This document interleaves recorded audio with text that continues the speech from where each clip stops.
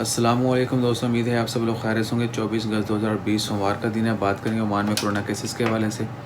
آپ کو پتہ ہے کہ 21، 22 اور 23 اگست کو کرونا کے کیسز رپورٹ نہیں کیے گئے کیونکہ گورنمنٹ نے اعلان کیا تھا کہ چھٹیوں میں کرونا کے کیسز اناؤنس نہیں کیے جائیں گے۔ تو آج جو ہے 740 کیس جو ہیں وہ رپورٹ ہوئے عمان میں کرونا کے، جبکہ 28 لوگ جو ہیں وہ وفات پا چکے ہیں۔ انا للہ و انا الیہ راجعون۔ ڈیٹیل کچھ اس طرح سے ہے کہ آج 740 کیسز رپورٹ ہوئے اور ٹوٹل کیسز کی تعداد ہو چکی ہے 84,509، جبکہ وفات پانے والوں کی کل تعداد ہو چکی ہے 637۔ انشاءاللہ خیر دعا کریں اللہ تعالیٰ، ایک تو جتنے بھی لوگ وفات پا چکے ہیں ان کی مغفرت فرمائے، ان کے لواحقین کو صبر و جمیل عطا کرے۔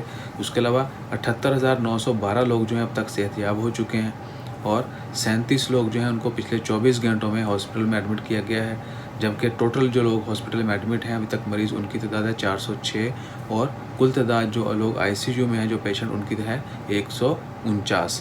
دعا کریں اللہ تعالیٰ تمام لوگوں کو اپنے حفظ و ایمان میں رکھے، جو بیمار ہیں خواہ وہ کسی بھی مرض میں مبتلا ہیں ان کو جلد سے جلد شفائے کاملہ عطا فرمائے اور ہر کسی کو اپنی حفظ و ایمان میں رکھے۔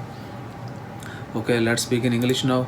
Today on 24th August, on Monday, Oman announced 740 cases of coronavirus while 28 deaths, and total cases of coronavirus are 84,509 while 637 people are died due to COVID-19.